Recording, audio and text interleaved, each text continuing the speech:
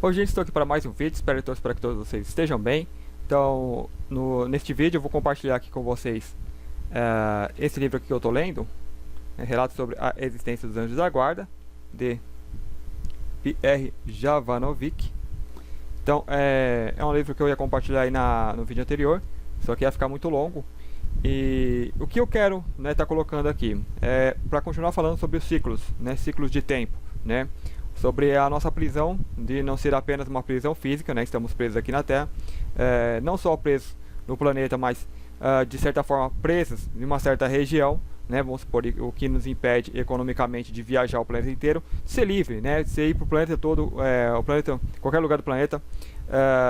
A gente tem os polos que são áreas militares, mas falar mais da... Então assim, a gente é preso de certa forma fisicamente.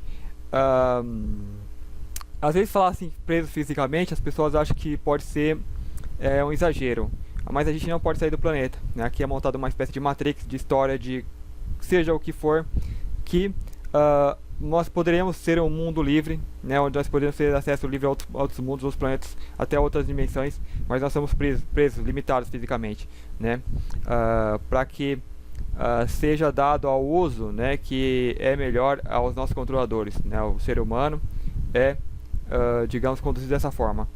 E é muito natural, as pessoas acham que isso é natural, é o normal. Então você falar que está preso fisicamente pode soar meio que um exagero.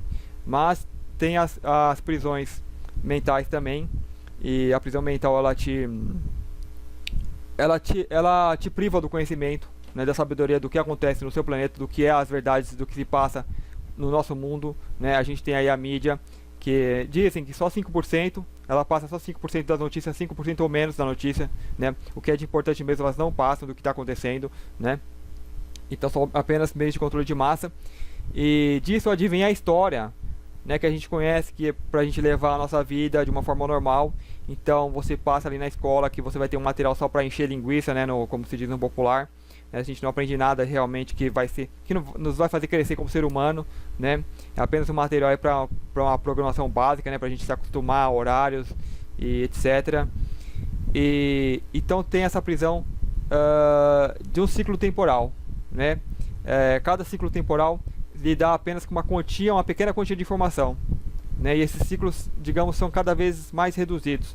Então, se você pega um livro desse aqui, por exemplo, que foi lançado em 93, a gente vê que muita coisa vai se repetindo,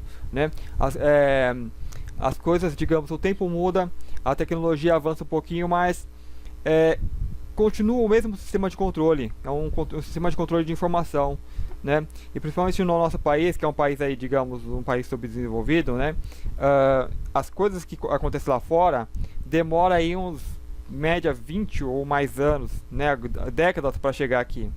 Então a gente está tendo conhecimento do que lá fora já era conhecido há muito tempo, Então algo é conhecido, eles tentam fechar, eles fecham o cerco em cima dessa informação, minimizam ela, contém essa informação, e a gente fica aqui achando que está descobrindo alguma coisa nova, Eu acho que isso que é o mais triste, é o mais decepcionante. Você tá lidando com uma quantidade de informação absurda, que é tudo coisa velha, que deveria ser ensinado na escola para crianças, A gente aqui se debatendo, tentando entender coisas que deveria estar aí disponível para todo mundo, e sendo que assim, de certa forma está, mas é uma informação que é contida, eles tentam conter essa informação a todo tempo, e aí entra naquela coisa do que é oficial e do que não é oficial, As mentes, a gente sofre aquela doutrinação na escola para tentar levar em conta só o que é oficial, o que é oficial, original, o que está na Bíblia, Se não tiver na Bíblia é mentira.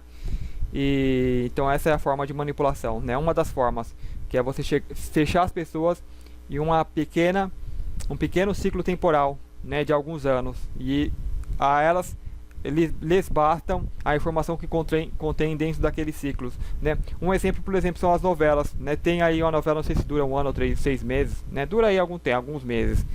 Então, aí se faz outra novela repetindo as mesmas coisas, colocando alguns elementos, mas é sempre as mesmas histórias, Eu não assisto, mas deve ser isso, deve continuar sendo isso.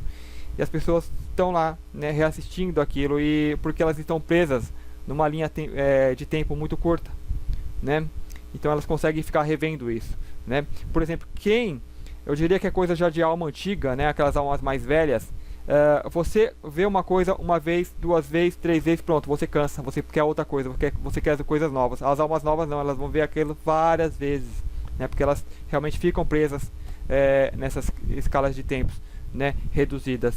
E um livro desse é um exemplo que esse cara aqui, né? O Pierre Jovanovic, eu não conhecia, eu entrei numa sebo lá procurando um outro livro, né? De ufologia. Aí não tava lá, né? Aí eu fiquei folheando alguns e achei esse aqui, eu peguei, Anjos da Guarda. E a gente tem aquele preconceito religioso, né? Que às vezes é intencional, colocado pela Matrix própria. Matrix, então, sei lá, deu um livro sobre anjos, né? Aí a gente já pende pro catolicismo, mas a gente tem que olhar com ter aquele olhar científico, né? Em cima daquilo que a gente vai ver. E eu, principalmente, o que eu procuro num livro desse? Eu procuro relatos, né? Por exemplo, de momentos de acidentes que as pessoas relatam, que é comum acontecerem vários fenômenos, né? Por exemplo, é a hora que eu diria que você salva o seu personagem, né? As pessoas vão falar anjo da guarda, pode ser, né? Outros seres que vêm e interferem, mas pode ser você mesmo, que naquele momento você interfere, ou você solicita, né, ajuda externa para que isso não modifique muito a sua experiência terrena, né, que tem que manter uma certa normalidade, você tem que se passar por humano, mas nesses momentos críticos, que eu diria que é até de certa forma imprevisto, né, porque vamos supor, digamos que o seu anjo da guarda, né, um protetor, é alguém que está lá do outro lado, é outra dimensão, te observando, mas ele é o tempo todo que fica vendo, é outra realidade, né, principalmente é um estado de percepção, você simplesmente percebe a pessoa a quem, digamos, você protege, então se ela está numa situação de risco, você está lá presente. Você está presente em todo canto, então você se apresenta e faz o que tem que ser feito ali.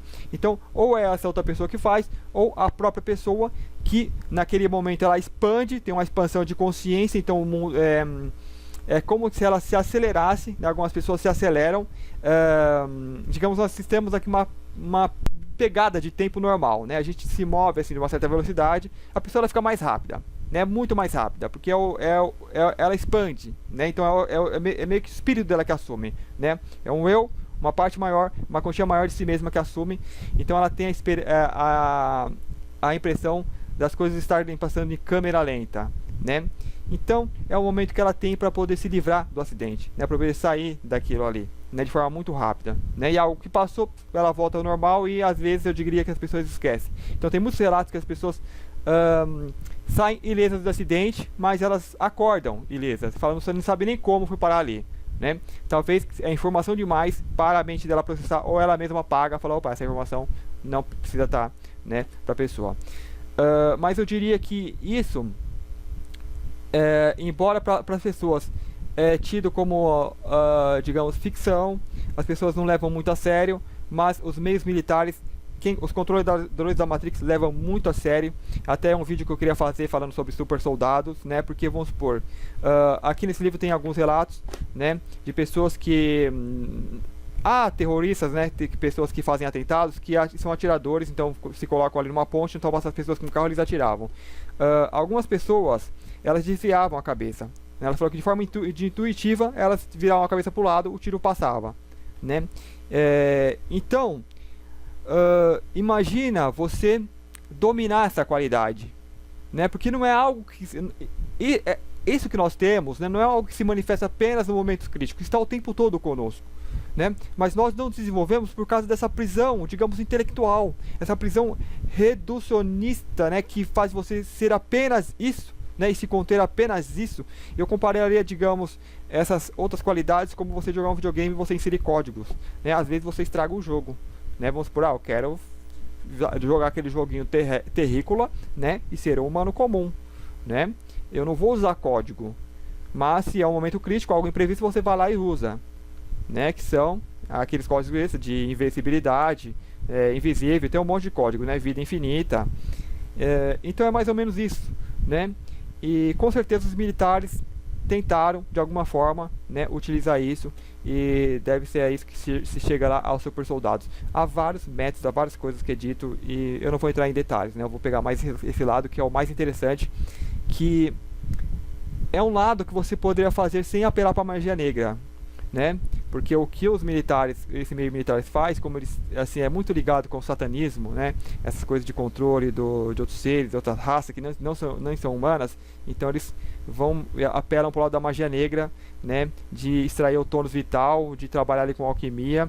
Minha tela apagou aqui porque deixa eu voltar aqui a tela. Voltou. Às vezes para vocês nem aparece, mas cada 10 minutos eu vou ter que dar uma mexida aqui, senão vai apagar. Eu formatei recentemente, então tem que estender o tempo. Então voltando. Eu vi uma palestra, né, do Hélio Couto falando. Então ele falou de samurais, né, que esses samurais eles lutavam por hora, né, aqueles mais antigos, né, por horas, como se fosse treinando, né, e sem nenhum atingir o outro, né, porque de certa forma não é que eles viam o movimento do outro e reagiam ao movimento, é uma forma de intuição, você prevê, você antevê o movimento do outro, então você só reage, né, então fica meio que uma dança, né, então são samurais que se fossem lutar com pessoas comuns, não dá graça, né? Então, digamos, é o super soldado antigo. Tem alguns filmes e desenhos, a gente vê muito, do samurai, ele chega, né? Ele tira a espada, faz tch, e só vê ele colocando, né? Faz dar aquele flash, né? Ele passa assim, só vê como se tivesse vários adversários, né? É assim, é meio que clássico, né? Meio que clichê. Vários adversários, ele vem só, tira a espada assim, aparece que dá aquele flash, tch, tch, né? Aí ele bota aqui, aí dá as pessoas caindo depois, né? Que volta, mostra as pessoas assim, tudo caindo. Então é uma espécie de super soldado, né, de parar o tempo, executar, né, todo mundo, ele retorna para de onde ele saiu, né, para dar aquele, né, tchan na filmagem, ou aparece do outro lado, que é comum, ele passa, dá aquele zoom, passa entre os adversários, né, e derruba todo mundo, guarda a espada, as pessoas caem, né, como se fosse aquela parada de tempo, mas ele meio que se move de uma velocidade muito rápida, né, e apenas executa os movimentos. Então é o tipo, digamos, super soldados, né? E há muitas coisas que há ditas, né, sobre soldados, mas eu não vou fazer desse vídeo falando sobre soldados. Mas é um dos meios, né? Anjo, né? Tem um vídeo que eu procurei muito, na época eu vi a reportagem, depois não achei mais, já faz alguns anos, vários anos, de uma criança que caiu do prédio, e quando ela é entrevistada, o que ela diz é: um anjo me salvou, né? Um anjo me segurou.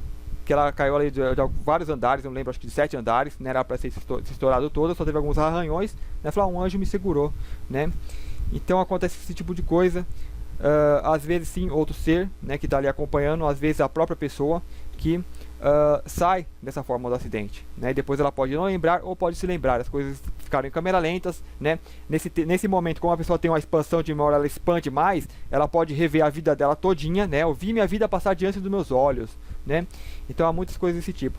Esse livro ele tem muito relato de EQMs, né, de experiência de quase mortes, que fala de relato com os anjos, então muitas pessoas encontram ali os anjos, o túnel de luz, né, essas coisas todas. Mas eu queria algo mais falando de relatos mesmo, de pessoas que ali no momento do acidente teve esse estado em crise. Aqui não, a gente vai achar muito, vai achar algumas, né.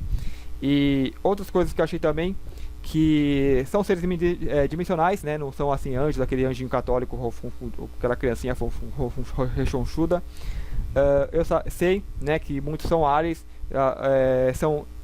tá fora da Terra é alien, né, multidimensionais, né, que pode ser o anjo clássico, ele pode se apresentar com asas ou não, e pode ser o ET mesmo, né.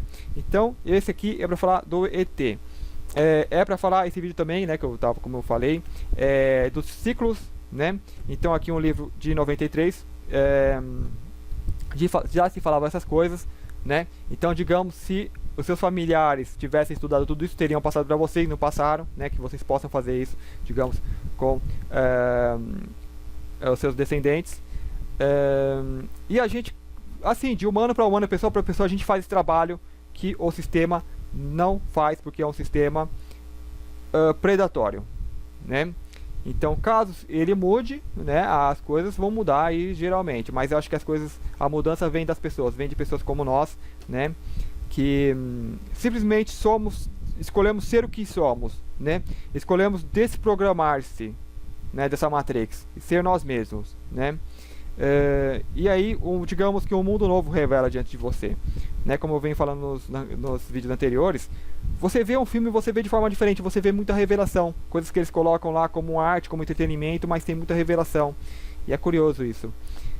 Vamos para o livro. Eu vou então para as partes que é referente à ufologia, talvez depois eu grave outro falando de outros temas. Então eu selecionei aqui, eu vou apenas ler os relatos para vocês. Desculpa a câmera, ela não tá muito, a qualidade não está muito boa, porque eu ainda não consegui um jeito bom de filmar, porque se eu filmar direto da câmera, o vídeo trava, dá delay no áudio, dá desincronia. Então eu estou gravando a tela do computador, aí eu coloco algum programa só para mostrar a câmera no computador, e esses programas eles não, digamos, deixam a desejar.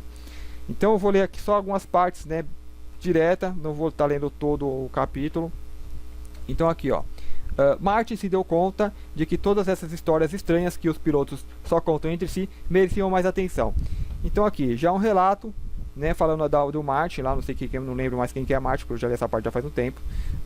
Se deu conta de que todas essas histórias estranhas que os pilotos contam entre si, né, merecem mais atenção. Então os pilotos contam entre si. Então em vídeos, quando eu fazia mais hangouts, né, eu falava: sim, esses pilotos veem muitas coisas. Eu acho que todo piloto sim vê alguma coisa, mas eles não contam, porque a profissão, né, exige isso, exige sigilo. Se contar, eles é banido. Eles falam: você tá louco, você não tá apto a trabalhar nessa função, então tchau, né? Mesma coisa o médico que começa a falar os pacientes, médicos, né? Acho que todos têm algum relato de pessoas que falam que saiu do corpo, né? Aí as faculdades, ela fecha o cerco em cima desses profissionais para formar as pessoas mais céticas possível, para não darem atenção a nada disso, né? Para que sejam céticos, né? Então talvez isso tenha dado algum resultado, mas antigamente eles escutavam os pacientes e eram muitos relatos, né? Então isso é muito comum, né? Relatos de EQM, avistamento de OVNIs para quem está ali no céu. Então isso que essa Matrix tenta sufocar esse conhecimento, né? Para podar, então fica algo passado. Então se a pessoa falar aconteceu há 10 anos, há 10 anos não tem nem como provar mais, né? E não está nem aí, não se perde, né? Fica preso apenas uma pequena escala de tempo. Então tá aqui, ó. É comum, então algo que eu sempre suspeitei quando eu comecei a estudar. Eu falei: não, os caras estão lá no céu, realmente, de fato, eles vão ver muito, mas por que não conta? Né? Porque se você se vê algo, você fica, né? Você quer contar para todo mundo, mas como que os caras não contam? Porque os caras passam por todo um treinamento, os caras investem dinheiro, investem tempo de vidas, e aí a Matrix, ela te prende pelo medo. Então eles vão ter o medo, né, de perder ali o emprego, né? Porque vamos supor, não é fácil o cara chegar até ser piloto, né? E de repente jogar isso para cima, né? Ele se enquadra naquele meio. E não é só essa profissão de piloto, a maioria, né, que se lidar assim, tem um alto status, digamos, a pessoa é prega nessa teia de medo, né? E lá ela fica, ela tem que segue até o resto da vida. Então quando o cara tá velho, o cara começa a falar algumas coisas, né? Se começa a falar antes, ou eles matam, ou eles dão sumiço, né? E é muitos exemplos desse respeito. Então assim, é comum, né? Ele coloca aqui: histórias estranhas que pilotos contam entre si, né? Já diz muita coisa. Isso o entregava ainda mais, porque ele se lembrava perfeitamente de ter vivido uma aventura estranha que nem ele, nem seu piloto e ainda menos o navegador souberam explicar. Data 13 de setembro de 1964, plano de voo da Flórida para Las Vegas. O avião, um Piper Aztec N5 196Y, perfil do piloto Ed Case, engenheiros em balística da IBM, perfil do navegador Zach Strickland, engenheiro da NASA. Marty Kind ocupava o lugar de piloto. Quando tudo aconteceu, os dois pilotos procuravam a frequência da torre de Wichita, pouco depois de terem sobrevoado a Dodge City. Aqui tem muitos dados, né? Quando acontecer, o nome dos pilotos. Eu faço isso aqui batido quando eu tô lendo, né? Pra falar a verdade, eu passo batido, vou direto pro que interessa, vou direto pro relato, né? Porque essa coisa de ficar lendo os detalhes e tal, mas será que é o cara, mas vai checar a vida do cara, né? Isso aí é coisa de cético. Quando a gente já sabe o que procura, a gente vai direto ao ponto. Então eu tô só lendo só pra, né, pegar a parte pelo menos mais completa aqui, porque eu não selecionei tudo bonitinho, eu fui apenas riscando, né? Então eu vou voltar nessa parte aqui. A luz da cabine estava vermelha e Ed tinha dificuldade para distinguir os números em seu mapa. Qual é a torre de Wichita? Ele me perguntou. Como você quer que eu saiba? Eu moro na Flórida. Que grande ajuda. Dê-me um pouco de luz. Eu alcancei a lâmpada da cabine que estava acima e atrás de mim. Não tive nem o tempo de encostar no interruptor. O que? Perguntou Ed. O que? Disse eu. Você acaba de me dizer alguma coisa. Então eles ouviram, né, alguma coisa. Eu não disse nada. Você me pediu, dê-me um pouco de luz. E em seguida você me disse, vire à direita. Então assim, o cara pediu para ele dar a luz, né, ou para acender a luz, ou passar alguma lanterna, sei lá. E veio uma voz, vire à direita. Não, de jeito nenhum, negou Ed. Você me pediu luz, né? Pediu apenas luz, que tinha pedido pro cara. Sim, mas foi só isso. Não fui eu, foi você quem disse, vire à direita. E eu não disse nada, falei. Então eles ouviram o alerta, vire à direita. Então assim, algo às vezes tão claro que, como eu falei, eu fiz um relato lá, né, quando eu era criança, que tinha ouvido uma voz, né, falando, não fala. Então assim, é muito claro, parece mesmo que é uma pessoa que está falando. Nós nos olhamos, depois juntos nos viramos para Strickland, que roncava serenamente. Então o cara estava lá dormindo, não falou nada. Antes de nos olharmos de novo, no mesmo instante, Case disse muito claramente, em nome de Deus, o resto foi apenas resultado, então o cara disse, em nome de Deus, o resto foi apenas resultado de uma prática muito antiga. Juntos nós efetuamos os mesmos gestos no mesmo momento, com a mesma sincronização. Nenhum de nós tinha dito para virar à direita. Alguém tinha dito isto, e não era nenhum de nós. E ainda menos Zark, portanto. Então eles fizeram, né, o sinal da cruz lá. Nossa, que bagulho estranho isso. Nós dois apertamos a direção da direita, empurramos a alavanca para a direita antes de puxá-la para nossos estômagos. E como Ed injetei o combustível, o Azetec começou a roncar, né, o avião. Zack acordou com o seu ronco, batendo contra o vidro, e foram necessários vários segundos para que eles se desse conta de que a linha do horizonte estava na vertical. Então, digamos aqui, ó, aqui ele deu a entender que eles viraram. Aquela voz tinha dito para mim virar à direita, e por Deus, nós viramos à direita. Eles atenderam a voz. Então apareceu um clarão em torno do avião, um clarão dourado que se espalhou dentro da cabine através das janelas, uma luz dourada pura. Então apareceu uma luz, né? E uma luz dourada pura e maravilhosa que provinha de uma imensa bola acima de nós. Essa luz se estendia do horizonte do sul até o norte, exatamente lá onde deveríamos estar se tivéssemos continuado o nosso trajeto. Então eles desviaram, né, e passou uma bola de luz, né, que talvez passou no trajeto que ia pegar neles, digamos. No mesmo instante, um objeto em chamas surgiu do céu e mergulhou ao longe rumo à terra, exatamente ali onde deveríamos nos encontrar. Então teve essa bola de luz que passou, né, no lugar, e depois passou o objeto, digamos que poderia ser um meteoro. Ed e eu não precisávamos de um dicionário para nos dizer o que iria acontecer em seguida. Nós tínhamos cortado o combustível e erguido o nariz para endireitar o aparelho. A onda de choque nos atingiu de frente como um caminhão. O avião se estabilizou, mas continuava a tremer como um cachorro que se esborrifa. Nós olhamos para baixo, mas a luz tinha desaparecido. Religamos o combustível e demos meia volta. Esses livros mais antigos, quando a gente lê, que isso aqui não é tão antigo assim, eles têm umas expressões que é interessante, né? Cachorro que se esborrifa, né? O cachorro, acho que ele se chacoalha. E de outras, esse livro aqui, Pierre de Nouveau-Henri, que acho que é francês, né, se não me engano. Então tem umas expressões que eles usavam lá, né, que as pessoas às vezes copiam em outros países. Então dava pra te dar um pouquinho mais de noção, né, de onde vem muitas coisas que às vezes que a gente fala. Aí continua o diálogo. Você viu bem? Ed perguntou. Sim, respondi. Por Deus, o que aconteceu? Por que nós viramos? E o que era aquela coisa? As perguntas brotavam da boca de Zack como moeda saindo de uma máquina. Nós o ignoramos. Você está pensando mesmo que eu? Perguntou Ed. Oh, sim. Não era um meteorito. De jeito nenhum. Os meteoritos não queimam com uma chama amarelo-alaranjada, acrescenta Ed. Você viu aquela superfície plana? Perguntei. Poderemos dizer que era de metal em chamas. E era, respondeu Ed. Alguma coisa surgiu do espaço, o mais provável que fosse algo muito grande colocado em órbita pelos russos. Aí vem aquela coisa, né, de achar que os russos, né, tudo era os russos da Guerra Fria, a época da Guerra Fria. Ou por nós, e nós nos encontrávamos ali justo no momento de sua reentrada na atmosfera. Chamei a rádio da Dodge City nos identifiquei e anunciei um relatório do piloto. Prossiga, respondeu a torre. Há poucos minutos nos encontramos muito perto de um objeto em chamas a 13.000 a leste de Dodge. Isso nos sacudiu como uma onda. Caras, vocês passaram bem em cima da cidade? Positivo. Estamos muito felizes em falar com vocês. Com a trajetória de sua rota, aquilo estava indo direto em cima de vocês. Ah, e vocês têm relatórios de outros pilotos? Senhor, essa coisa foi vista em 14 estados, do Canadá até o México. Recebemos uma comunicação em flash no NORAD em todas as estações dessa região. Meteorito. Obrigado, nós voltamos a Wichita para aterrissar. Bom voo. E preste atenção nas pedras. Fim da comunicação. O meteorito, uma ova, clamou Ed. Eu sei. Quem lhes disse para virar antes que essa coisa despencasse do céu? Perguntou o Zack atrás de nós. Então o Zack era o que estava dormindo, né? Aí viu que o avião virou. Por que viraram, né? Nada.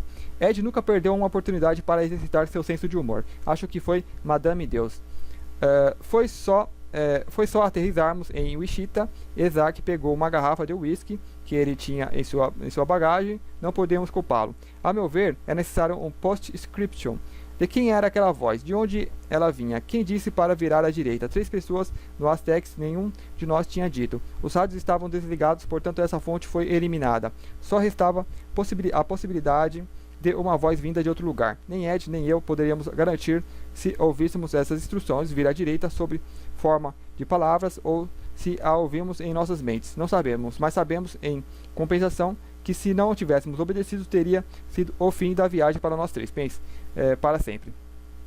Bom, aqui eles continuam falando, mas essa é a parte mais interessante, né? Não precisava ter lido tanto pedaço assim. Mas bom, é isso, né?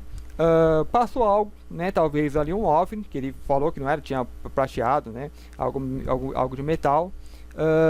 Só que a coisa não poderia desviar, né? Talvez tenha sido o que ele falou, passou atrás, né? Algo passou muito forte. Primeiro passou essa coisa da luz, né? Aí depois passou, né? Como se fosse um meteoro que passou, que quando bate na camada ali da atmosfera, não sei, dá aquela, explode, né? E dá aquele Sonic, né? O Sonic Boom, que até balançou a aeronave.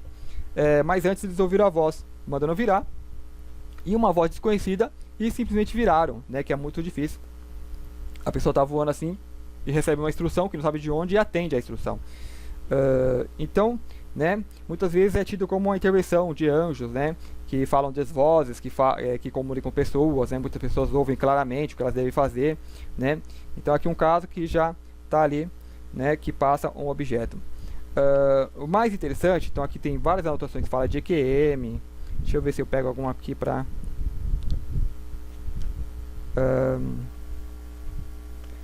Deus é essa palavra que gerações de seres humanos desgastaram, avitaram e sujaram, mas os anjos empregaram para designá-lo o pronome o. Aqui traduzido por ele, que essa língua arcaica é o húngaro. Nem eu, não é nem masculino nem feminino, e sim os dois ao mesmo tempo. Seria mais exato traduzir como ele e ela, né? Então aqui é uma passagem que eu acho que ele pergunta para alguém que denomina como se Deus como o, né, com o pronome o,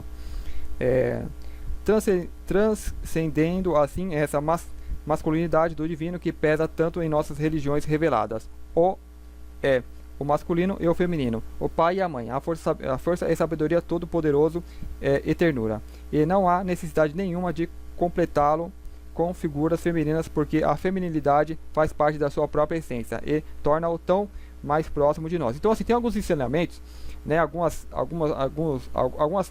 partes desse livro que fala coisas que as pessoas estão tentando passar hoje, né, ainda, né, e muitas das vezes passando como se fosse algo novo, mas é coisa antiga, né. Só que é um conhecimento sufocado. Aqui apagou de novo, vamos ver se volta aqui. É um sentimento, é um ensinamento às vezes que é sufocado, né, como eu falei. Então deixa eu passar aqui. Essa coisa da questão, né, de colocar gênero a Deus é engraçado, e é uma coisa que a humanidade ela dificilmente vai entender, porque ela já é polarizada, né? Então ela não vai entender algo que não é polarizado, né? Isso é muito difícil. Então só para quem sabe, né, já entende, que vai ter a percepção. As pessoas têm em seu quadrante espiritual aberto encontrarão suas próprias confirmações. Aqueles que não têm nada aberto lhe dirão que você é louco, que você não é cientista, que você é místico. Vão zombar de você. Você não convencerá ninguém, absolutamente ninguém. Tentar convencer é o que fazem os religiosos que dizem: você irá para o inferno enquanto não aceitar Jesus como Salvador. Se eles pelo menos pregassem amor e compreensão e a compaixão, né? Eles deveriam ensinar que a vida não acaba nunca, nunca, e em lugar de culpar as pessoas, eles deveriam ensinar que a nossa morte teremos de prestar contas a cada um de nossos pensamentos, cada uma de nossas palavras e cada um de nossos gestos, porque tudo tem uma consequência. Quando você estiver na luz, você terá de prestar conta de tudo, inclusive de todas as suas opções. Cada pessoa é inteiramente responsável. Tudo o que a igreja deveria ensinar é que você é responsável por tudo, absolutamente tudo. Mas os pregadores só falam sobre o inferno e aterrorizam as pessoas em vez de ajudá-las. Então tem alguns momentos, né, que ele entrevistou muitas pessoas, né, que viam anjos, né. Aqui fala da Elizabeth Kubler-Ross, né. É o que chamamos de lenda viva. Fala-se sobre a doutora Kubler-Ross no campo da tenatologia, se fala de Maria Callas no campo da ópera. Então alguma pessoa, né, que então ele entrevistou muitas pessoas. Então é um livro assim que se pesquisou muito, né? Então aqui eu vou lendo algumas partinhas que eu anotei aqui. Aqui eu anotei um cifrão, sim, mas quando eu vejo os cristãos de hoje, eu me digo que eles estão muito longe do que Cristo ensinou. É uma mera questão de dinheiro. Escute os evangélicos na televisão. Tudo o que eles sabem dizer é: envie seu dinheiro, envie os cheques, envie dinheiro. O que Cristo deixou é maravilhoso, mas o que eles fizeram disso é outra coisa. Então aqui, ó, publicado em 1993, só que é um estudo que veio bem de antes, né, que ele foi juntando tudo. Então isso aqui, décadas atrás, lá fora, já tinha essas televisão que hoje a gente vê no Brasil, né, que purulam, né, na mídia aberta, falando de que são crentes, né, que querem dinheiro, grana. Então assim, apenas que já acontecia lá fora, aí a gente vai ver acontecendo aqui dentro, né, e se a pessoa está desligada, não vê que isso aí é uma coisa velha, né. É o tal dos ciclos. Então as pessoas caem nessas armadilhas porque ignoram, né, que lá fora, ou que ignoram essa, digamos, tática, né, essas estratégias. Outra coisa curiosa que chamou aqui, ele entrevista, ele não entrevista, né, mas fala de santos, né, que pessoas canonizadas e estigmatizados e os incorruptíveis, né, as pessoas que morrem, esses santos que morriam e depois de algumas décadas, né, iam lá fazer a exumação ou ia mudar de lugar e via que o corpo tava, né, não tinha se decomposto. E uma curiosidade é que quando eles descobriam um corpo assim, os próprios religiosos, né, as próprias igrejas, cada uma queria uma parte, né? Então assim, parece que na Europa é comum, o coração de tal santa está em tal igreja, o dedo está lá na outra. Então eles quartejavam o cadáver, né? Parecia que brigavam como os abutres, assim, pulavam em cima e cada um levava um pedaço. Nossa, o negócio era assim, é carniceiro mesmo, tem outra palavra. O Vaticano proibiu de mostrar seus estigmas a quem quer que fosse, até mesmo a um médico sem sua permissão escrita. Profundamente, deixa eu ver só de quem que ele está falando aqui, né? Aqui alguns pedaços que eu peguei, ó, o Padre Pio, né? Então o Padre Pio, aqui mesmo dentro da igreja, quando essas pessoas se manifestavam, elas eram censuradas, né, ao máximo. Então ele foi proibido pelo Vaticano de mostrar seus estigmas a quem quer que fosse, até mesmo a um médico sem a sua permissão. Então tinha que ter permissão do Vaticano, né? Tem uma outra aqui que escreveu digamos um livro lá, acho que de 3.000 páginas, né? Aí trocou lá o padre do convento ou a pessoa que era o diretor e mandou ela queimar tudo porque mulher não devia escrever. Depois ela teve autorização por outra pessoa para escrever, ela continuou escrevendo. Depois demorou 6 anos para reescrever tudo aquilo de novo.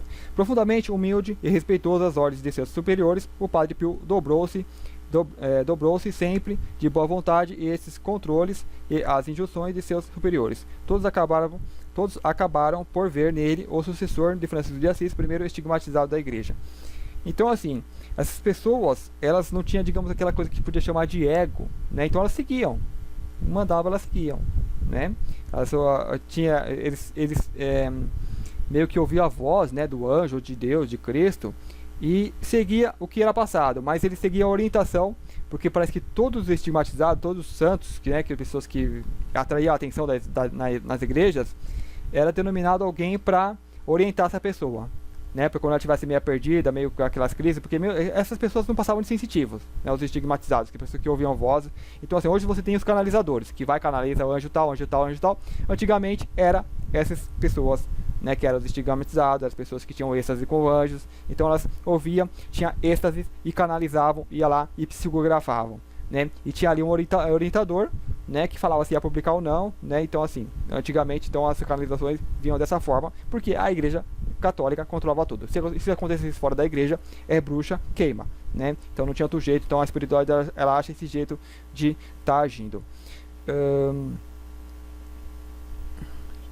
E nesses êxtases, assim, o que tem muitos relatos que alguns êxtases, algumas santas, digamos, né, quando elas tinham esses êxtases, quando acontecia essas coisas, elas chegavam a levitar, né, elas começavam, pelo que fala aqui, elas conversavam sozinhas com elas mesmas, né, como se tivesse duas pessoas conversando, né, e tinha sempre alguém acompanhando, escrevendo, né, um escritor, né, mais recente, acho que da Idade Média para cá, né, de 1800 para cá, digamos, colocava pessoas para escrever tudo que a pessoa falava, né, para relatar. A pessoa às vezes ia lá contar, a pessoa escrevia. Então muitos desses santos deixaram obras, né, que era comum. Muitos deles deixaram obras, se não todos. De certa época para cá, tinha auxiliares que escreviam para eles. Antigamente não, eles próprios tinham que escrever, que é o caso da mulher que eu falei que antes, que o outro lá mandou ela queimar tudo porque a mulher não devia escrever. Aqui eu fiz algumas marcações, eu vou ler só as marcações. Alberto Delfante. Aqui, ó. O Padre Pio não só podia ver o seu anjo da guarda, como também os anjos da guarda dos outros. Alberto Delfante, jornalista do Italo Laica, que era um jornal maçom, né, que o cara era maçom, ia jogá-lo na lama, qualificando-o como um impostor e outros adjetivos pouco elogiosos. Um dia, ele decidiu enfrentá-lo em seu terreno e foi até o seu confessionário. Então o cara foi lá, né, o cara era maçom. Então, maçom é uma ordem, a gente sabe, né, que é a maçonaria hoje, né. Se as pessoas se aprofundam, sabem que o negócio não é nada bom, né.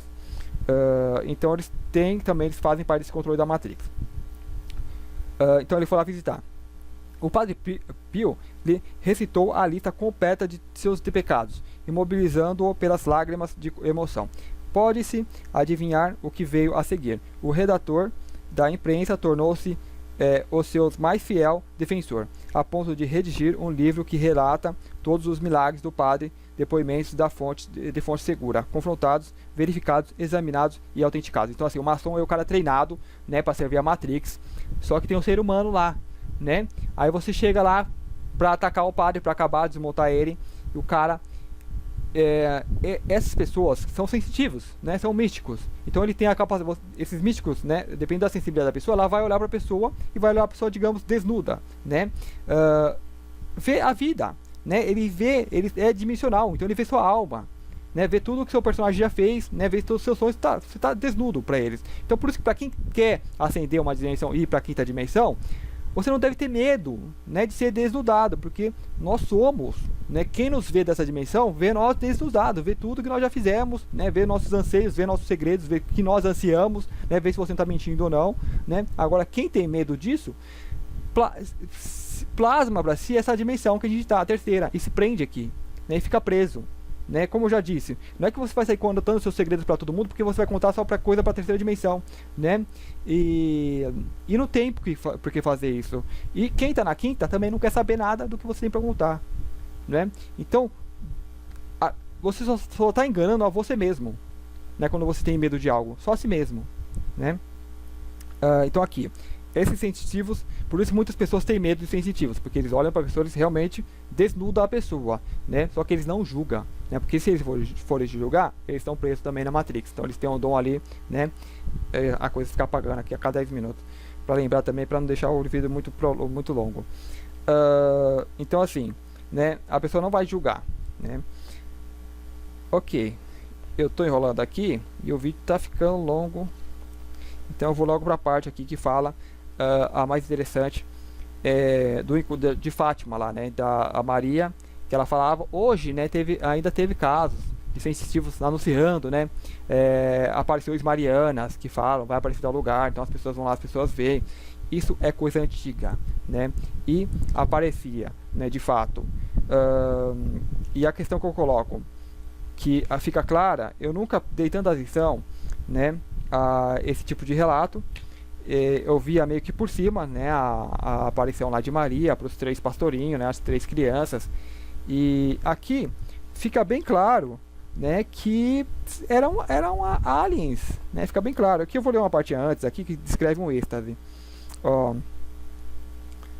deixa eu ver se eu pego aqui a parte.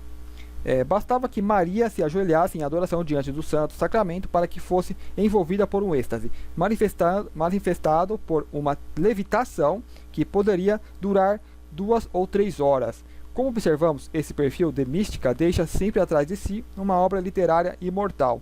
E Maria Coronel, que se tornou Maria de Ágreda, então foi essa aqui, né? Aqui ela foi de 1602 a 1665.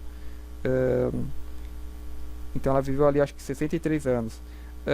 Que se tornou Maria de Ágreda, não escapou a essa regra, já que ela nos deixou a Cidade de Deus, né?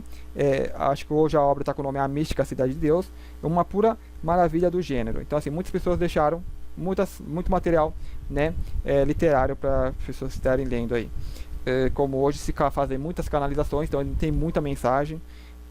E dá para identificar assim às vezes coisas parecidas. Claro que naquela época tinha aquela máscara, né, catolicista, então tinha muito mais pesar. E os próprios médiuns, né, que a gente poderia chamar de médiuns, eles sentiam essa devoção, né, essa ligação mais catolicista, né, e essa, digamos, uma certa propensão ao sofrimento. Então muitos se martirizavam, né. Hoje as pessoas estão, digamos, mais livres disso. Então eu quero ver se eu encontro aqui logo a parte que fala de Maria, de Fátima lá. Aqui tem uma parte interessante também, eu vou ler, porque fala a parte de você tem que se despojar aqui, despoje-se de você mesma, né? Então aqui eu acho que é o anjo fala para ela, né, que é aquela coisa de se desfazer do ego. Então, para ter humildade, né, para que não queira ser isso aqui, não é que você vai se mortificar, né, é que você não vai se apegar a si mesmo, né? Então aí você vai poder ser outra coisa que realmente você é, porque enquanto você pende no personagem, o que você é de fato não ancora, né? Então quando você se despega, se desprende, então você tem aquela expansão, porque você consegue assumir o controle, você ancora, né? Então tem aquela expansão. Deixa eu só ler essa parte então, aqui um parágrafo curtinho. É preciso que você se despoje de todos os seus apetites e de todas as suas paixões para chegar até esses altos mistérios, que não combinam com as perversas inclinações da natureza, né? Então ele fala aqui, digamos, das paixões humanas. Portanto, fique descalça, como Moisés, que recebeu o mandamento para ver essa maravilhosa moita. Aí que ele tem um espaço, né, que cortou ali uma parte. Estaríamos lhe pedindo algo muito penoso se não fosse preciso que você o executasse por suas próprias forças. Mas o Altíssimo quer e pede essas disposições. Ele é poderoso e ele não lhe recusará seu socorro se você lhe pedir com ardor. E se você se dispuser a recebê-lo. Aí tem mais um espaço que foi cortado. A alma obedeça ao que lhe é mandado. Despoje-se de você mesma, e nós mostraremos para você o que escondemos. Então muitas pessoas, quando abandonam, digamos, o próprio ego, têm ali as revelações, né? Elas ficam abertas ao, né, o que digamos, né, aberto para a pessoa comum. Aqui eu vou aqui mais uma parte de censura, né, aqui a parte da igreja que ela apagou aquela parte que eu falei. Deixa eu ler aqui, ó. Mas a divina providência quis que ela, aqui é uma parte interessante.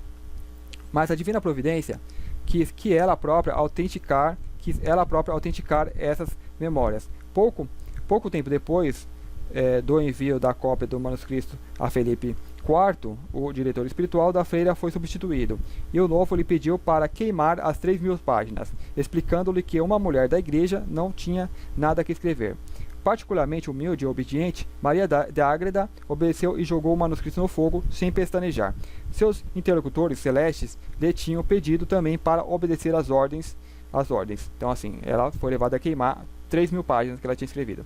Algumas semanas mais tarde, entretanto, um outro confessor lhe ordenou que recomeçasse tudo, né? Sem discutir, no dia 8 de dezembro de 1655, ela reiniciou a redação dessas memórias que lhe eram comunicadas por Maria desde o início. Então, assim, uma canalização, né? O ser vinha lá e passava para ela. A segunda edição foi mais rápida do que a primeira, porque levou apenas 5 anos, né? 5 anos para escrever as 3.000 páginas. Concluído em maio de 1660, o manuscrito foi imediatamente comparado ao primeiro. Então, o que acontece? Ela escreveu e ela mandou uma cópia, né? Eu não sei como foi essa cópia para o... Aqui, ó, né? A providência ela própria autenticará pouco depois do envio da cópia do manuscrito para Felipe IV. Então, era o rei lá da Espanha que admirava, né, essa santa e pediu. Eu sabia que ela estava escrevendo lá algo, né? E pediu, né? Escrevendo da Cidade de Deus e pediu a cópia. Então, ela mandou, né? Fez uma cópia. Não sei como ela fez essa cópia e mandou.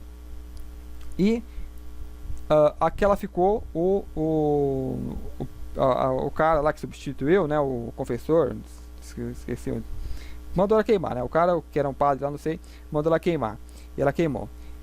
Depois, ao escrever de novo, né, concluindo, né, em maio de 1960, o manuscrito foi imediatamente comparado ao primeiro, né, o que ela tinha mandado lá pro rei Felipe, o manuscrito por Felipe IV, cuidadosamente guardado na corte espanhola, o que levou ao Papa Benoite XIV a dizer que se tratava de um verdadeiro milagre, pois não existia nenhuma diferença entre os dois, com 5 anos de intervalo, já que Maria de Jesus de Ágreda tinha queimado o primeiro.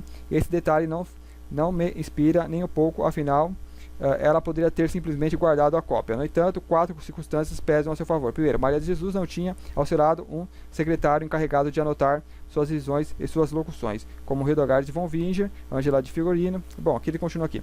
Então vem essa questão. Fala que ela... aqui é uma parte meio que eu não prestei atenção, né? Eu estou prestando atenção agora. Ela tinha mandado uma cópia lá para o rei, para os príncipes, para o rei Felipe IV, né? E depois dela queimar, ela comparou, reescrever, ela comparou com a cópia que ela tinha mandado e viu que era igualzinho. Mas ela poderia ter guardado mais cópias, né? Então fica essa questão aqui. Vamos pular essa parte aqui, né? E aqui eu vou ter que voltar um pouquinho, que aqui eu já tinha avançado já a parte que eu queria falar. Que são as aparições. Aqui, ó. Aparição número 3. Achei.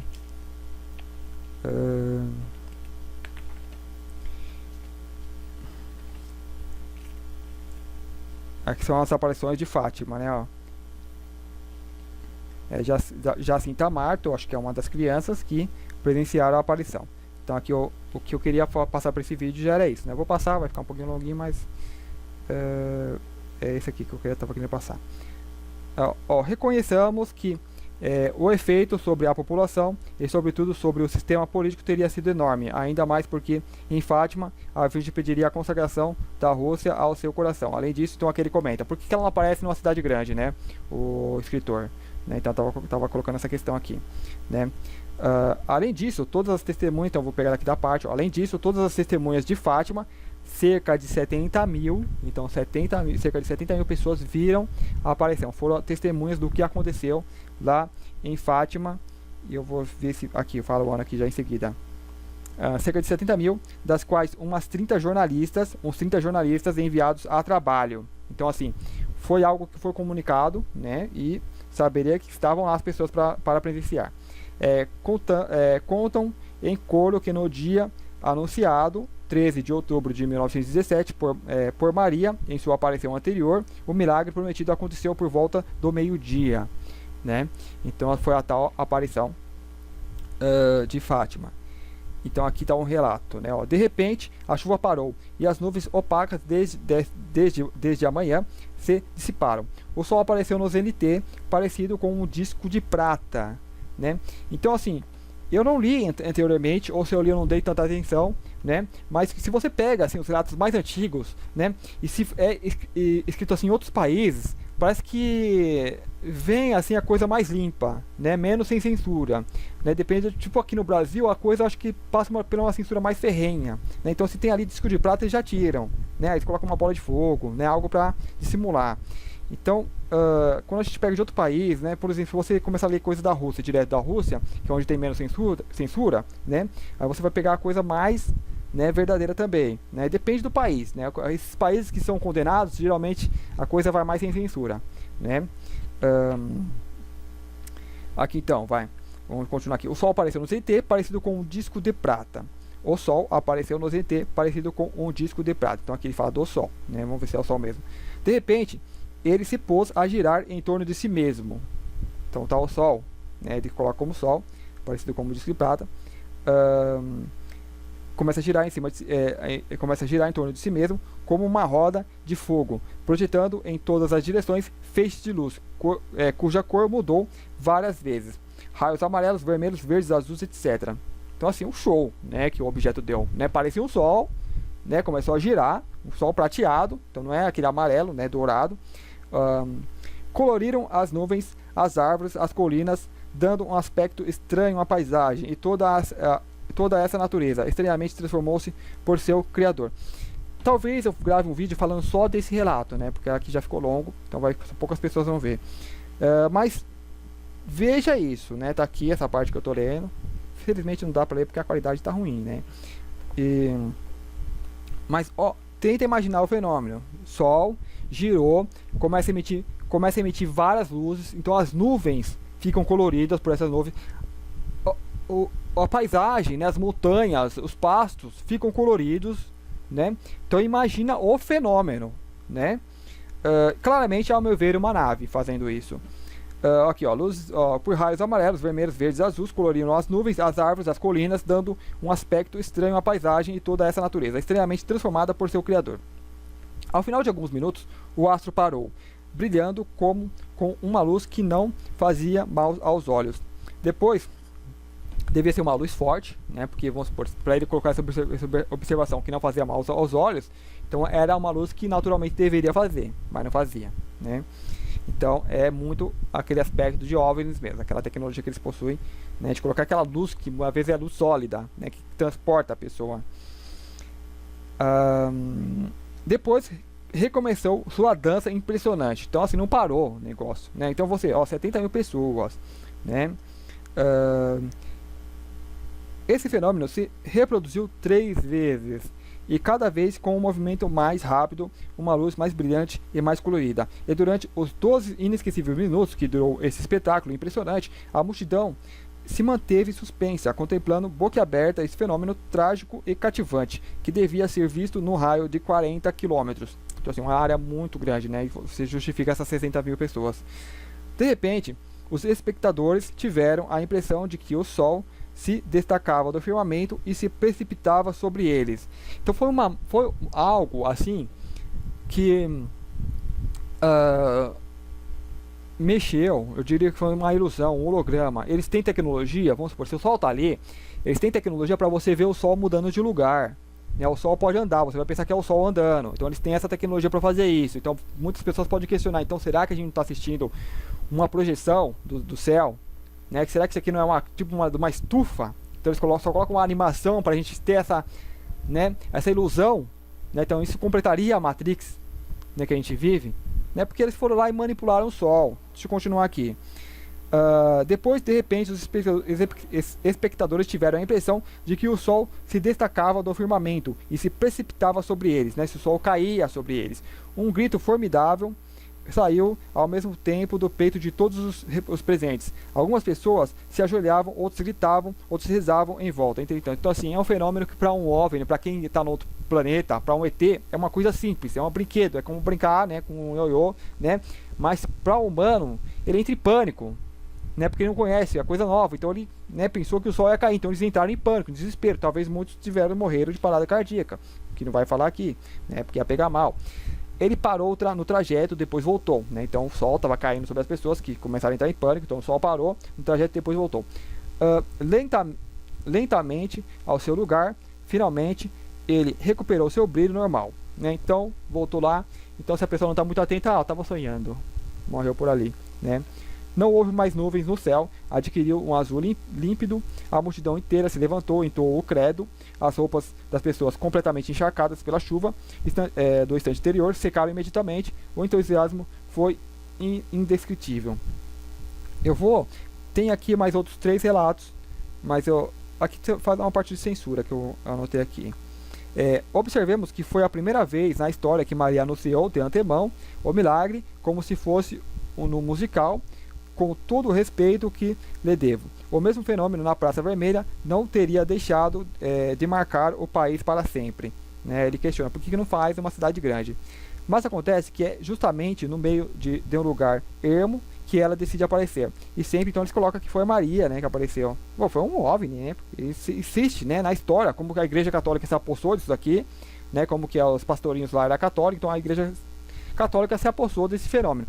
Talvez não teria tanta visibilidade, se não teria feito isso, porque a Igreja Católica se apossou e, de certa forma, acabou divulgando mais ainda, porque a gente tem poucos relatos de antigamente. Mas acontece que é justamente no meio de um lugar ermo que ela decide aparecer, e sempre aos pequenos e humildes, tão pobres e inocentes que eles estão acima de qualquer suspeita. Apesar de fora do contexto, a explicação foi dada a Margaret Mary Alacoque por Cristo. Então Cristo, a mulher que ela analisa, naquela época, então Cristo falou para ela: ei, vamos, você não sabe que eu me sirvo das pessoas mais fracas para confundir os fortes, e que é geralmente com os menores e pobres de espíritos que faço ver meu poder com mais brilho, a fim é canal, não coloquei censura, é canal, que as pessoas é canal, que essa Maria de Alacoque estão canalizando Cristo, então Cristo fala isso, aqui ó, ei, vamos, você não sabe que eu me sirvo das pessoas mais fracas para confundir os fortes, que é geralmente com os menores e pobres de espíritos que faço ver meu poder com mais brilho, a fim de que eles não atribuam nada a si mesmos. Então assim, botou essa mensagem, E todos aqueles que tentaram comprar as testemunhas, propondo-lhes dinheiro para que eles voltassem atrás em suas declarações, se deram mal. Então aqui já não é a palavra de Cristo, aqui é a palavra que ele observou da época, ou que das pesquisas que fizeram na época. Ou seja, houve tentativa, censura, não está errado aqui, de comprar as pessoas que presenciaram. Como, 70 mil pessoas, mas tinha jornalistas, Se compra jornalista, o jornalista falou, é mentira, foi ilusão, foi histeria em massa, o que os meio céticos dizem muito, foi histeria em massa. A questão que eu coloco, imagina, eu vou parar por aqui, talvez outro eu leio lá as outras aparições. Eu vou dar só um resuminho porque eu já li. As outras aparições é basicamente desce a nave, vem um anjinho lá para as criancinhas, que anunciaram lá a Maria depois, e manda elas rezarem. Vem um anjo, ele fala, é um ser de luz, quase transparente, só que para criança é um anjo. E o anjo foi lá, deu um credo, rezem dessa forma. Então assim, colocando mesmo o catolicismo, puxando para essa parte. Então eu coloco, peço assim, não há uma forma de manipulação, ou era a única forma que eles poderiam se expressar na época, então fica essa questão. Então esse relato de Maria, da aparição de Maria, é impressionante, eu nunca tinha lido assim, pelo menos dessa forma, ou talvez eu nunca tenha dado atenção, de que a coisa apareceu o sol, que se aproximou, mudou de cor, girou, projetou luzes, que coloriam as nuvens, coloriam as paisagens, os morros, as montanhas, as árvores. Então assim, foi um fenômeno sem dúvida impressionante, durando 12 minutos, visto por muitas pessoas. Não é algo que poderia se cair no esquecimento, E então imagina um fenômeno assim acontecendo hoje, Qual o peso isso não teria na consciência das pessoas? E vamos supor, as pessoas falam muito em mudança, vai mudar o mundo, vamos ter as transformações. Se as pessoas tivessem um fenômeno desse hoje, muitos iam falar, isso é um sinal de que está mudando, mas teve quase um século atrás, foi um século atrás, 17, já completa um século, e está aqui 100 anos depois, cadê a mudança? Então a gente tem que se colocar, se a gente não está preso, se não nos prenderam nessa ideia, nesse ciclo de que vai mudar, Jesus vai voltar. Então estão falando há 2000 anos que Jesus vai voltar. Cadê o Jesus? Bom, já perdi aqui, Então assim, o Jesus, como eu falei em anteriores, volta como, ele ancora, como uma alma que encarna na humanidade. Então a humanidade ela desperta, então você sente isso, porque você desperta de dentro para fora. Então é uma alma, é a essência crística que ancora na humanidade, encarna na humanidade, como que é todo o processo de encarnar. Você, até o final da sua vida, você vai estar encarnando esse corpo, a não ser que você o destrua e impossibilite a ancoragem, Porque se eu tenho um veículo e começo destruir a direção, destruir, né, os pedais de aceleração, de freio, eu não vou ter mais como controlar aquilo. Por máximo que eu seja um bom piloto, eu não vou conseguir pilotar bem aquele veículo que já está danificado. Então, se você não danifica seu veículo com drogas, pelas drogas que a Matrix oferece, né, qualquer tipo de droga que for, você vai estar até o final da sua vida ancorando e cada vez despertando ainda mais, né, se tornando cada vez mais lúcido. Uma coisa que eu queria colocar também, que para a pessoa, né, para o personagem, ele foge, ele teme o despertar, porque a sua alma, eu não tenho dúvida que pode não ser a alma, mas o espírito, né, essa versão que você é, o seu eu, ele sabe o dia que você vai partir daqui, né? E aí faça essa pergunta para si mesmo: estou pronto para saber o dia que eu vou desencarnar, que eu vou deixar isso aqui, né? Então, se a pessoa não tá, ela não está pronta para essa expansão de consciência, porque a alma sabe, né? Porque você como alma, você já sabe, né? Só que tem outras questões, né, que é mais complicado, que a pessoa tem que se livrar primeiro, se limpar primeiro, que é do medo, né? Porque a pessoa já desencarnou tantas vezes, então ela tem uma intuição que não é bem uma intuição, que é um medo que está ali na carne dela, que vamos supor, quando eu tive 30 anos eu morri na vida passada. Então a pessoa, quando começa a chegar aos 28, 27, 28, 29, a pessoa começa a entrar em pânico, né? Mas não é uma intuição de alma, é um medo que está ali encarnado nela, que ela tem que se livrar, né? Então essa de você saber o dia que você vai desencarnar é muito diferente. É quando você ancora e você já não tem esse medo, para você já é indiferente, né? Embora que saber o dia exato já é mais complicado, mas quanto mais a pessoa desperta, mais pronta ela vai estar. E o desperto mesmo, o dia que chega, ele fala tchau e vai. Por exemplo, os monges, né, que falavam, tchau para vocês. Ele ia lá, meditava, o cara sumiu, nem tá mais lá, né? A pessoa veio lá meditando lá, e tá tantos dias meditando, porque já partiu, né? Então a alma é assim, e quando nós estivermos prontos a entrar nesse ciclo grande, né, não ficar preso nesse ciclo pequeno, né, que se você pensar, a gente está preso hoje em ciclos semanais, né? Então as pessoas fazem segue aquela agenda semanal, né? A segunda, que dia chato, cansado. Sexta, dia de happy hour, né? Curtir o final de semana, aí segunda de novo. Então fica naquele ciclo, né? Isso é uma confinação, né? Uma confinação pior do que a prisão física. Porque a prisão física você consegue expandir sua mente, né? Mas quando se prende a mente nesses ciclos, não dá muito o que fazer, né? E como libertar essa mente? Abrir, porque você é o infinito, né? Então você se abre ao infinito, né? Não olha um relato desse, por exemplo, nossa, o relato é fantástico, né? Uma nave coloriu a Terra, né? Eu acho que é um dos mais fantásticos que eu já li, né? Uma nave coloriu a Terra, né? Coloriu raios, nossa, 70 mil pessoas vindo, né? Mesmo que não tenha aparição de ser, mas assim, é uma coisa realmente fantástica, né? Imagina nos dias de hoje. Também, se acontecer, nós devemos nos controlar, nos conter, digamos, não conter assim como algo que não pudesse fazer, né? Mas tanto quando a gente fica deprimidos, né, tristes ou bravos, a gente deve se equilibrar, né? Busca equilíbrio. E tanto quando você fica eufórico, deve se equilibrar também, né? Porque tanto o mal, né, a brava, a raiva, quanto a alegria, né, o êxtase, são desequilíbrios. Você pode se manter num bem-estar, digamos, eterno, né, um equilíbrio. Então você tem um bem-estar, né? Você não precisa estar, né, no êxtase, né, na felicidade extrema, né, para achar que está bem, né? Porque também é uma forma de desequilíbrio. E um fenômeno assim realmente provocaria o êxtase em muitas pessoas, né? Então a gente deve cuidar disso, porque não vai significar nada que vai mudar ou não vai mudar. É só simplesmente um fenômeno, né? Uma experiência que alguém fez. Fizeram há 100 anos, pode fazer agora, né? Você olha, ok, saiba o que você vai estar vendo, né? Mais uma nave ali fazendo o quê? Por que estão fazendo isso, né? Muitos falam que vai ser simulada a volta de Cristo, né? Então eu penso muito sobre isso. Qual o interesse de uma quinta dimensão botar um Cristo em carne e osso aqui novamente, né? Aí eu penso, então faz muito sentido, né, quando falam que isso daí é a obra ainda dos controladores, né, para dar uma renovada na religião, porque a religião católica principalmente está muito gasta, né, as pessoas estão fugindo, já não estão crendo mais em Deus, então tem uma fuga em massa. Então até na própria Bíblia, né, a própria Bíblia, que é meio de controle católico, fala que confundirá até os escolhidos o que vai acontecer, né? Então assim, às vezes é muita coisa para confundir. Então aquela coisa, só resta mesmo voltar para dentro de nós, né? Porque o teu interior sabe a resposta. Então se Cristo está descendo numa nave, o que for, né? Porque os caras têm tecnologia para simular isso, né? Os caras não é os positivos, é os negativos, os controladores, né? É como uma granja, né? Todo dia a granja, as galinhas estão lá presas em ciclo, no ciclo da granja, né? Então você tem várias rebanhos que passam, vamos falar de rebanho, que eu não sei o nome de muitas galinhas, rebanhos que passam ali no galinheiro, né? É como se fossem várias humanidades aqui. Então passou um rebanho, destruiu a terra, renova, passa de novo, destruiu a terra, renova. Então assim, mesma coisa acontece no galinheiro. No galinheiro tem as pessoas que vão lá cuidar das galinhas, né? Então as galinhas elas podem criar afeição por uma pessoa, porque a pessoa ela gosta, né? Tem outras pessoas que vão entrar lá, batem nos animais, tem outros que vão lá e tratam, dá comida. Então as galinhas criam uma afeição, falam, esse é o criador.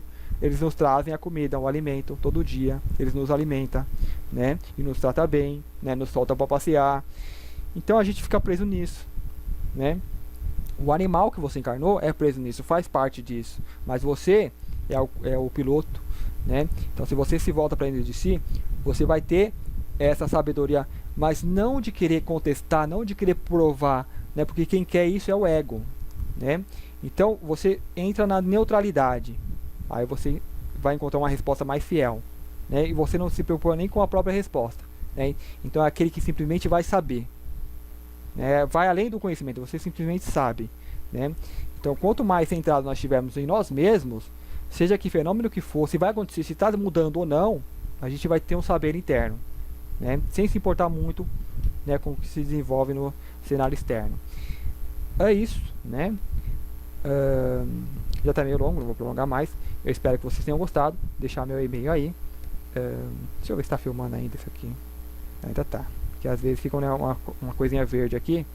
E agora eu não estou vendo aí. Opa, aqui ó, tá menor aqui. Aqui ó. Vamos chegar 1h06. Eu vou finalizando por aqui. Que eu pensei que eu estava pegando minha tela inteira. Eu me confundi. Eu tô pegando só um pedacinho bem minúsculo. Então só para vocês terem uma ideia, né, do programa que eu estou usando para mostrar a câmera. Eu uso essa janelinha aqui, eu centralizo ela aqui e vou filmar na tela desse jeito. Depois eu tento editar alguma coisa, mas ainda eu uso esse outro programinha aqui e agora não vai dar para mostrar, mas ele deu um problema depois da formatação. Mas é isso, gente, espero que vocês tenham gostado. Então deixe sempre meu e-mail aí para mandar sugestões, dúvidas. Bom, se quiserem mandar por e-mail, manda lá, eu leio, faço vídeo a respeito. E muito obrigado, até o próximo vídeo.